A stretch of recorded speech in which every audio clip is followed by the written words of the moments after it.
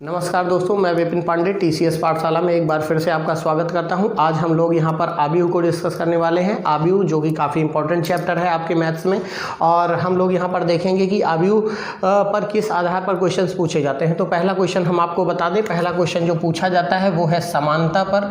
अभी हम लोग समानता पर देखेंगे क्वेश्चन। समानता पर देखिए किस तरह का क्वेश्चन आता है। पहला जो क्वेश्चन है वो काफ़ी इंपॉर्टेंट है। आप देखिए जैसे लिखा हुआ है x y, यहाँ पर लिखा हुआ है 3 और 4, और यहाँ पर दूसरी तरफ आप लोग देख सकते हैं यहाँ पर आप लोग देख सकते हैं कि 1 और 3 लिखा हुआ है, यहाँ p और q लिखा हुआ है। अगर ये दोनों आव्यूह समान हैं, अर्थात इनके क्रम समान होंगे, तभी ये आव्यूह समान होंगे। बराबर करने पर तभी ये समान होंगे जब इनके क्रम समान होंगे। अगर इनके क्रम विषम है तो इन आव्यूह को समान आव्यूह नहीं कहा जाएगा।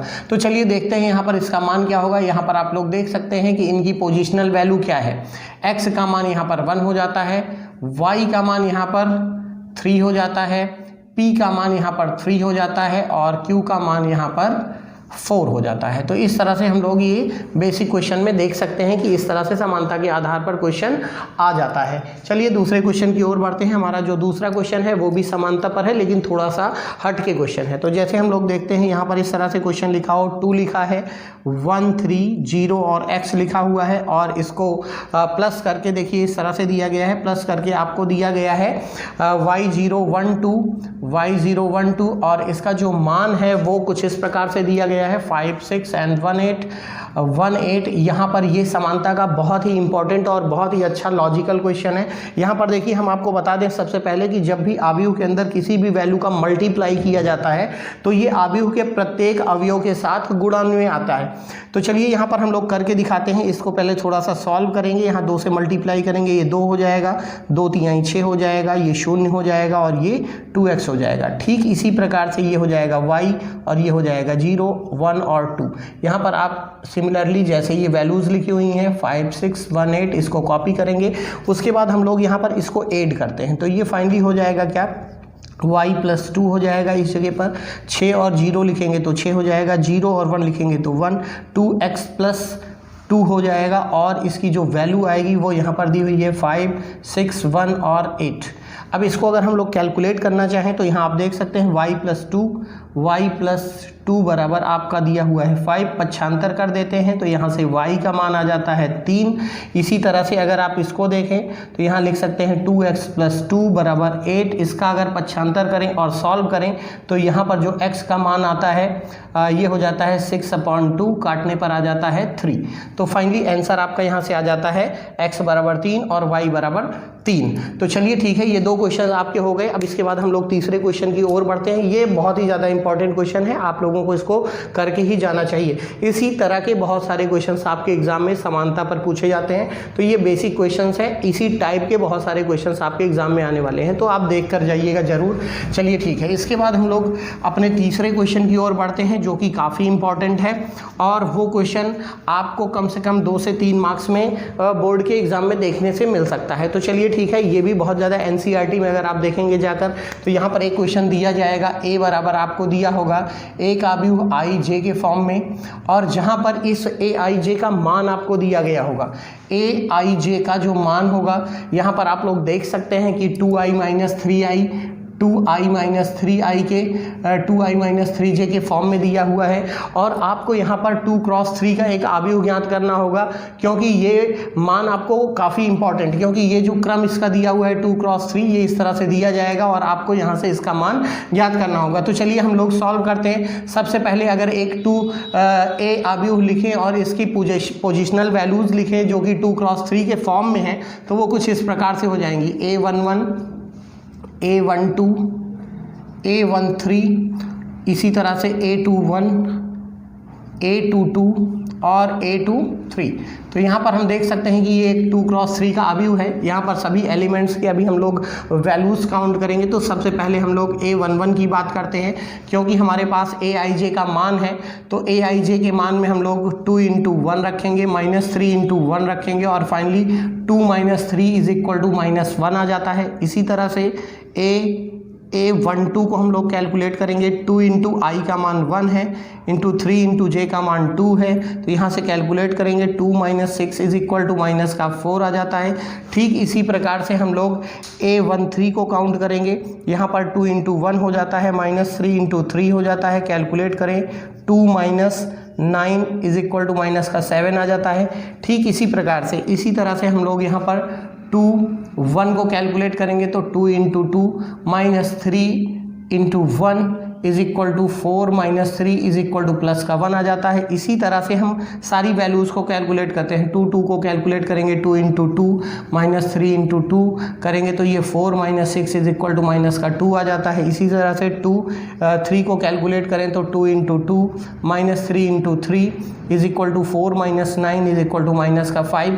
अब इस तरह से अब इस सारणी का अगर हम मान लिखना चाहें तो यहाँ पर देख सकते हैं इनकी पोजिशनल वैल्यूज़ को लिखते हैं। A11 की जगह हम लोग लिख सकते हैं माइनस का 1, उसके बाद A12 की जगह हम लोग लिख सकते हैं माइनस का 4, इसी तरह से A13 की जगह हम लोग लिख सकते हैं माइनस का 7, इसी तरह से हम लोग A21 की जगह लिख सकते हैं 1, A22 की जगह लिख सकते हैं माइनस का 2 और सिमिलरली A23 की जगह लिख सकते हैं माइनस का 5। तो इस तरह से हमको एक 2 क्रॉस 3 का आव्यूह प्राप्त हो जाता है।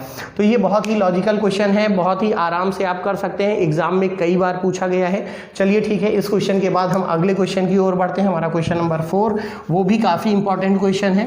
आप जरूर इस तरह के क्वेश्चंस करके जाइएगा क्योंकि कोई भी क्वेश्चन आपके एग्जाम में बहुत ही इंपॉर्टेंस रखता है और वो आसानी से आप वहाँ कर सकते हैं। तो चलिए ठीक है, आव्यूह का अगला क्वेश्चन देखते हैं। एक क्वेश्चन आपका समीकरण पर बेस्ड आता है।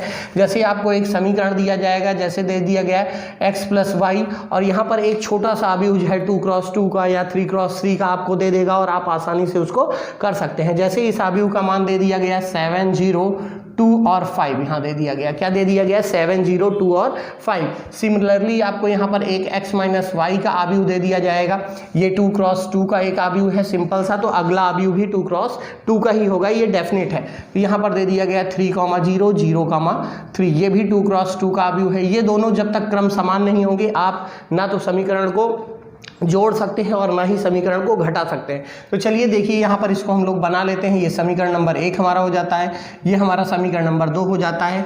अब आप लोग समीकरणों को हल करना तो जानते ही हैं क्योंकि हाई स्कूल में आप लोगों ने मैथ्स करी है। तो वहाँ पर आप देख सकते हैं ये y एक प्लस में है एक माइनस, तो हम यहाँ लिख सकते हैं इनको जोड़ने पर। तो समीकरण 1 और 2 को जब जोड़ देते हैं तो देखिए y से y कट जाता है और ये हो जाता है फाइनली 2x, और इन दोनों को जब जोड़ेंगे तो पोजिशनल वैल्यूज़ क्या हो जाती हैं 8, तो 7 और 3 हो जाता है 10, इसी तरह से 0 और 0 हो जाता है 0, यहाँ हो जाता है 2 और 0 मिलकर 2, यहाँ 3 और 5 मिलकर हो जाता है यहाँ पर 8। इस तरह से हम लोग क्वेश्चन को देखिए और आगे बढ़ते हैं और यहाँ सॉल्व करते हैं। तो इस तरह से x बराबर अगर हम लोग करना चाहें तो यहाँ पर क्योंकि 2 बाहर है और जब 2 अंदर जाता है तो सब में भाग करता है और यहाँ पर ये कैलकुलेट हो जाता है 5 और यहाँ पर ये हो जाता है 0, यहाँ पर हो जाता है 1 और 2 से जब 8 में भाग देते हैं तो ये हो जाता है 4। इस तरह से हमारा x का मान आ जाता है। अब इस x के मान को अगर हम चाहें तो समीकरण 1 या 2 किसी में भी रखकर हम लोग y का मान निकाल सकते हैं। तो चलिए हम लोग यहाँ पर लिख लेते हैं समीकरण 1 में x का मान रखने पर।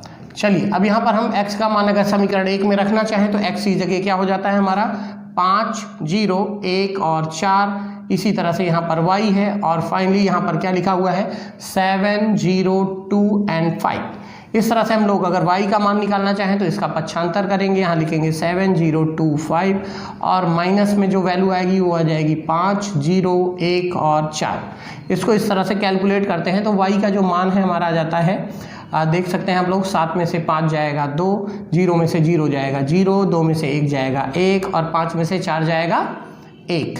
इस तरह से हमारा x और y का मान कैलकुलेट हो सकता है। तो इस तरह के बहुत सारे बेसिक क्वेश्चंस आते हैं आपके बोर्ड के एग्जाम में, आपको ये सारे के सारे क्वेश्चंस लगा के जाना है। तो चलिए हम लोग अपने अगले क्वेश्चन की ओर बढ़ते हैं और देखते हैं कि हमारा अगला क्वेश्चन क्या है। तो हम आपको बता दें अगला क्वेश्चन हमारे A- और B- पर आधारित है, वो पूछा जाता है, काफ़ी इंपॉर्टेंट है।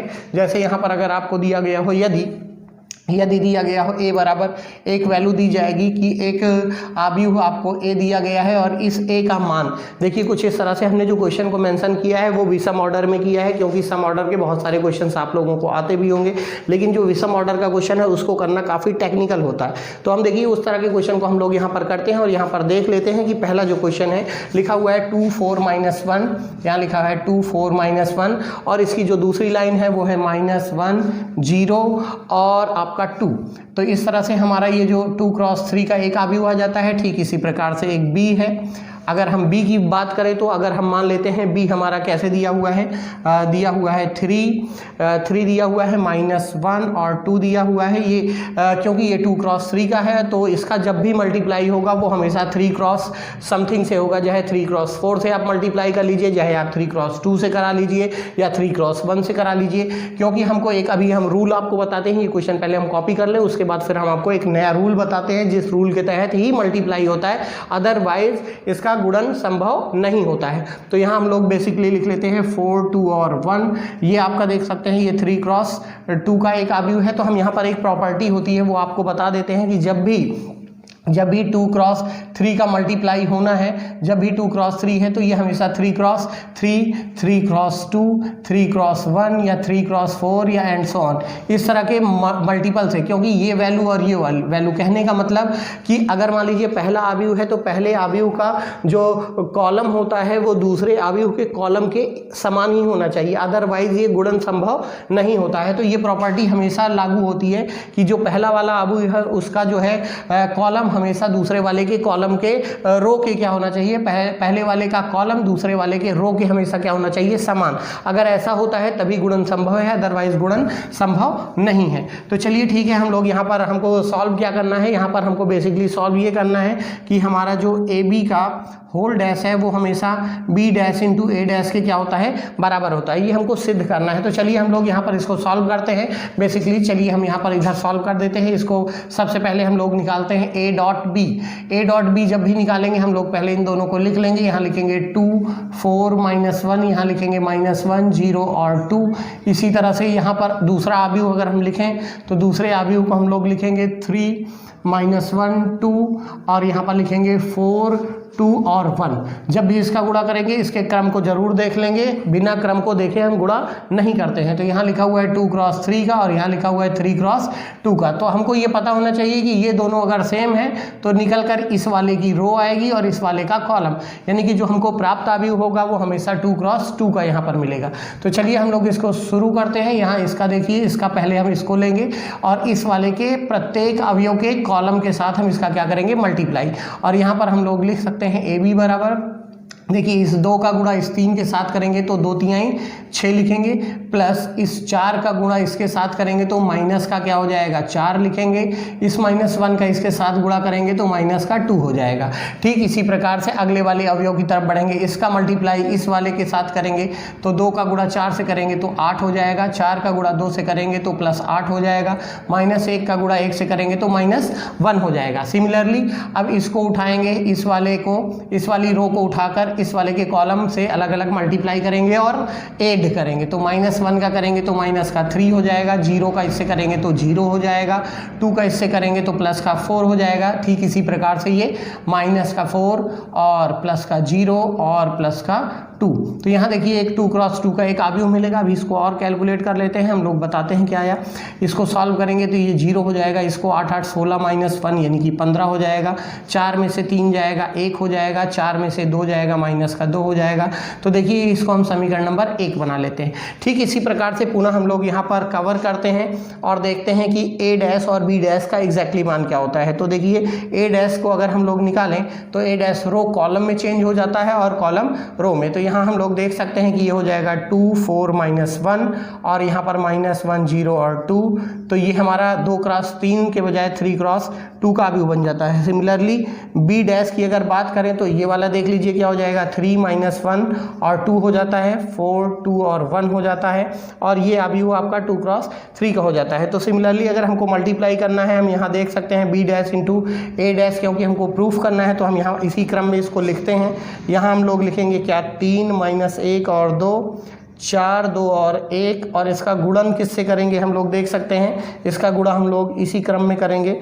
यहाँ लिखा हुआ है 2 4 और -1, यहाँ -1 0 और 2, तो देखिए ये 2 क्रॉस 3 का है और ये 3 क्रॉस 2 का है, तो फाइनली हमको एक वो मिलेगा 2 क्रॉस 2 का। देखिए इसी तरह से इसमें रो और कॉलम इसमें भी कवर करते हैं। ये एक हम सिंबल बना लेते हैं पहले वाले डिजिट को समझने के लिए। तो चलिए इसका मल्टीप्लाई करते हैं सामने सामने के अवयव से।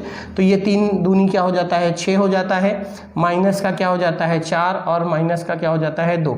सिमिलरली इसका मल्टीप्लाई इससे करेंगे तो माइनस का हो जाता है 3, इसका मल्टीप्लाई करते हैं तो क्या हो जाता है 0, इसका मल्टीप्लाई करते हैं तो क्या हो जाता है 4।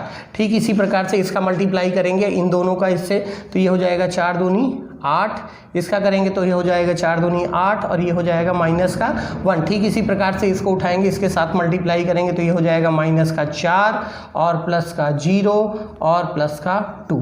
अब इसको देखिए कैलकुलेट करते हैं, वैल्यू क्या आती है यहाँ देख लेते हैं। पहली वैल्यू आ गई 0, अभी यहाँ आ जाएगा 1, यहाँ कितना आ जाएगा 8 8 16 माइनस 1 यानी कि 15, और यहाँ कितना आ जाएगा माइनस का 2। तो यहाँ हम लोग यहाँ पर देख सकते हैं कि हमारा b dash into a dash का मान आ गया है। इसको हम लोग बना लेते हैं समीकरण 2। अब यहाँ पर देखिए b dash a dash, sorry यहाँ पर हम लोग देख सकते हैं ab लिखा हुआ था, इसको हम लोग ab का होल डैश अगर करें तो ये संख्याएं बदल जाती हैं, ये 0 15 1 और -2। इसको हम लोग समीकरण 1 ना बनाकर इसको समीकरण 1 बनाते हैं। तो इस तरह से हम लोग देख सकते हैं ab का होल डैश b डैश और a डैश के क्या हो जाता है बराबर। इस तरह से हमारा क्वेश्चन क्या हो जाता है यहाँ पर प्रूव्ड। तो चलिए ठीक है, इस तरह इसी क्रम में हम लोग अपने नेक्स्ट क्वेश्चन की ओर बढ़ते हैं, जहां पर काफ़ी इंपॉर्टेंट और काफ़ी बड़ा क्वेश्चन आपको देखने को मिलता है। वहां पर आपको एक इनवर्स निकालने के लिए आव्यूह में पूछा जाता है, और ये बहुत ही ज़बरदस्त क्वेश्चन है क्योंकि इसका जो वेटेज है कम से कम 5 नंबर और अधिकतम 8 नंबर में ये क्वेश्चन पूछा ही जाता है। जहाँ पर आपको 2 तरीके से इनवर्स निकालने के लिए पूछा जाता है, एक आपका है प्रारंभिक संक्रिया का प्रयोग करके और दूसरा है आपका सारणी का प्रयोग करके। तो हम लोग यहाँ पर दोनों को देख सकते हैं, लेकिन फिलहाल हम आपको बता दें क्योंकि बोर्ड के क्लासेस में आप लोग ऑलरेडी ये सारी चीज़ें डिस्कस कर चुके हैं, तो बेसिकली हम आपको यहाँ पर ये चीज़ बता दें कि आपका जो इन्वर्स का क्वेश्चन है उस पर आप लोग ज़रूर फोकस करके जाइएगा। एक क्वेश्चन हम यहाँ पर दिखा रहे हैं आपको, ये क्वेश्चन कर लीजिएगा, काफ़ी इंपॉर्टेंट क्वेश्चन है। और इसके अलावा हम बहुत सारे क्वेश्चन आपको अभी यहाँ पर देने वाले हैं, इसलिए सारी की सारी चीज़ें आप लोग एक एक करके कवर करिए। तो सबसे पहले यहाँ ये अभी पूछा जाता है 1 1 2 1 -1 और 1, और एक और है लाइन 1 1 और माइनस का 1।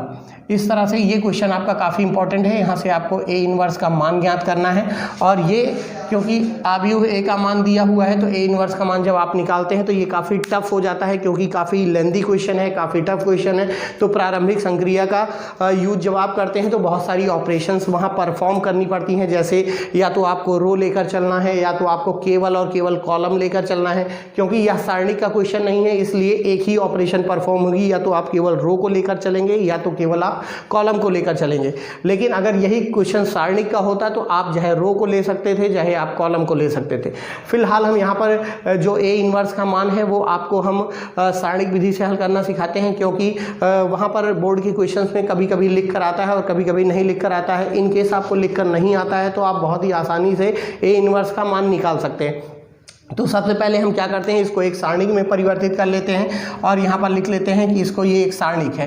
1 1 और 2 लिखा हुआ है, इसी तरह से 1 -1 और 1 लिखा हुआ है, 1 और -1। तो सारणिक का मान जब भी हम सॉल्व करते हैं तो हमने अभी आगे आने वाले वीडियोज़ में जब हम शुरू से वीडियोज़ बनाएंगे तो वहाँ पर जो नए बच्चे हैं उनको सारणिक सॉल्व करने के बहुत सारे ट्रिकी मेथड्स हम बताते हैं, वहाँ पर वो लोग उसको आसानी से सॉल्व कर सकते हैं। यहाँ पर हम एक पेंसिल से 1 1 और 2 बना लेते हैं। तो यहाँ पर देख सकते हैं ये 3 वैल्यूज ऊपर की हैं, इन तीनों वैल्यूज के सापेक्ष हम लोग क्या करते हैं सारणिक को हल करते हैं। तो सबसे पहले 1 लिखते हैं, तो हम देखिए इसी क्रम में आगे बढ़ते हैं, यहाँ से यहाँ आएंगे, यहाँ से क्या करते हैं जब हम इस तरह का मान लिखते हैं तो यहाँ पर एक वैल्यू लिखी हुई है -1। तो सबसे पहले यहाँ से यहाँ आएंगे और यहाँ से यहाँ, तो इसका जब मल्टीप्लाई पहले इस वैल्यू को लिख लेते हैं, फिर इन दोनों का गुणा करते हैं तो -1 हो जाता है +1, और बीच में क्या करते हैं एक माइनस का चिन्ह लगाते हैं, इन दोनों को क्रॉस मल्टीप्लाई करते हैं -1।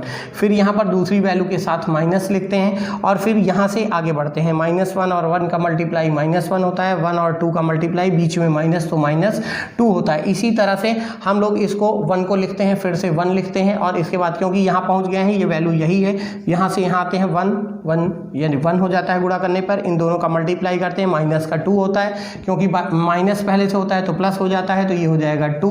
अब इसको जब हम सॉल्व करते हैं तो ये तो वैल्यू हो जाती है 1 - 1 यानी कि 0।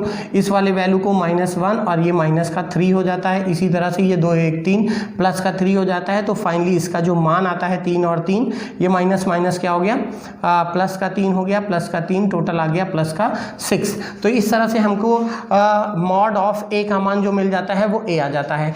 अब इसी क्रम में हम लोग यहाँ पर एक सह गुणनखंडज आव्यूह तैयार करेंगे और वहाँ से हम लोग एडजॉइंट ऑफ ए निकालेंगे। सह गुणनखंडज का जो परिवर्त होता है वही एडजॉइंट ऑफ ए होता है। और हमको क्योंकि ए इनवर्स का मान निकालना होता है, तो ये ए इनवर्स का जो मान है वो adjoint of A upon mod of A यही होता है। तो हम लोग अभी यहाँ इसको सॉल्व करेंगे, यहाँ से एडजॉइंट ऑफ ए निकालेंगे। फिलहाल हम यहाँ पर ये वैल्यू लिख लेते हैं। मॉड ऑफ ए का मान जो आया है हमारा आया है टोटल 6। मॉड ऑफ ए के बाद हम लोग अब यहाँ पर शुरू करते हैं, क्योंकि हमको एक सह गुणनखंडज आव्यूह बनाना है। तो इसको हम यहाँ पर इरेज कर देते हैं। जिन लोगों को कॉपी करना है इसे, वो पॉज करके इस वैल्यू को कैलकुलेट कर सकता है और लिख सकता है। तो चलिए ठीक है, हम लोग सह गुणनखंडज आव्यूह की तरफ बढ़ते हैं। तो यहाँ पर सह गुणनखंडज आव्यूह के बारे में बता दें कि जो सह गुणनखंडज आव्यूह होगा उसको हम अभी फिलहाल बी मान लेते हैं। और बी मानने के बाद ये हम आव्यूह को इसी तरह से लिख लेते हैं। जो आव्यूह हमको दिया गया है सह गुणनखंडज आव्यूह में A11 होता है, ये A12 होता है, A13 होता है, A21, A22, A23, A31, A32 और A33, ये आपका सह गुणनखंडज आव्यूह होगा। अभी फिलहाल हम आपको निकालना सिखाएंगे कि कैसे A11 का मान निकाला जाता है। तो A11 का मान निकालने के लिए यहाँ लिखते हैं -1 और जो ये 1 है इसकी पावर्स को यहाँ ऐड किया जाता है और अंदर आव्यूह में इस वैल्यू को छोड़कर बाकी ये सारी वैल्यूज़ लिखी जाती हैं। तो ये आप सबको बेसिक क्लासेस में सिखाया गया होगा। यहाँ पर हम लोग डायरेक्ट करते हैं। यहाँ पर देख सकते हैं ये -1 होगा, 1 होगा, 1 और -1। तो इसको कैलकुलेट करते हैं, क्योंकि सह गुणनखंडज आव्यूह हमको निकालना है। तो अभी फिलहाल सारणिक का मान निकालेंगे। यहाँ पर इसको कैलकुलेट करेंगे तो ये कितना हो जाएगा, ये तो पावर हो जाएगी प्लस का 1 और ब्रैकेट में हम लोग यहाँ देख सकते हैं कि ये हो जाएगा 1 1 जा 1 -1 यानी कि ये माना जाएगा 0। इसी तरह से A12 की बात करें तो -1 की पावर हम लोग लिख सकते हैं 1 + 2। और आव्यूह के अंदर देखिए, क्योंकि इसके सापेक्ष हमने लिखा तो ये वैल्यूज़ ऐसे निकाला जाता है, ये आप देख सकते हैं। अब इसके सापेक्ष देखेंगे तो ना तो इसको लेना है ना तो इसको लेना है। तो फाइनली ये आ जाएगा 1 और 2, यहाँ से आ जाएगा 1 और -1 और यहाँ पर हम इसको कैलकुलेट करें तो वैल्यू आ जाएगी -1 और इसको सॉल्व करने पर आ जाएगा -1 और -2। तो सॉल्व करेंगे -3 यानी कि प्लस का 3 लिख सकते हैं। इसी तरह से A13 की बात करें तो -1 की पावर 1 + 3 और यहाँ पर अगर आव्यूह की बात करें या सारणिक जो छोटा सा सहखंडज हमको लिखना है, वहाँ पर क्योंकि इस वैल्यू के सापेक्ष ले रहे हैं तो ना तो ये लेना है ना तो ये। तो फाइनली आ जाता है 1 और -1, 2 और 1। इसको अगर हम कैलकुलेट करें तो ये 3 और 1 4 हो जाता है, तो यानी कि प्लस का 1 यहाँ पर आएगा। इसको कैलकुलेट करेंगे 1 - 2 1 2 प्लस का 2 यानी कि प्लस का 3 आ जाता है। ठीक इसी प्रकार से अगर हम आगे की वैल्यूज़ को कैलकुलेट करें यानी कि A21 को कैलकुलेट करें तो यहाँ लिख सकते हैं -1 की पावर 2 + 1 और यहाँ पर अगर सारणिक की बात करें, जो छोटा सारणिक होता है जिसको हमको निकालना होता है उसकी बात करें, क्योंकि हम लोग इस पर हैं तो हमको ध्यान देना है ना तो ये वैल्यू लेनी है ना तो ये पूरे बीच वाले, ये और ये कैलकुलेट करेंगे। यहाँ पर 1 और 1 आएगा, 1 और -1 आएगा, इसको कैलकुलेट करते हैं तो ये क्योंकि पावर 3 है तो माइनस में ये वैल्यू आएगी और यहाँ पर वैल्यू हो जाएगी -1 और -1 और -1 -2 होता है और फाइनली इसको हम लोग लिख सकते हैं +2। इसी तरह से हम लोग लिख सकते हैं 2 तो यहाँ लिख सकते हैं -1 की पावर 2 + 2 और जो सारणिक का मान होगा, क्योंकि इस वैल्यू की बात कर रहे हैं तो ना तो ये आएगा ना तो बीच, तो इसको और इसको लिख सकते हैं। तो यहाँ हम लिख सकते हैं 1 2 1 और -1 और इसको कैलकुलेट करें क्योंकि पावर इवन है तो ये वैल्यू प्लस में आएगी और इसको कैलकुलेट करें तो -1 और -2, फाइनली आंसर आ जाएगा -3। इसी तरह से A23 की बात अगर करें तो -1 की पावर 2 + 3 करते हैं और सारणिक के अंदर क्योंकि ये मान लिख रहे हैं तो ना तो ये लिखा जाएगा ना तो ये, तो फाइनली ये और ये आ जाते हैं।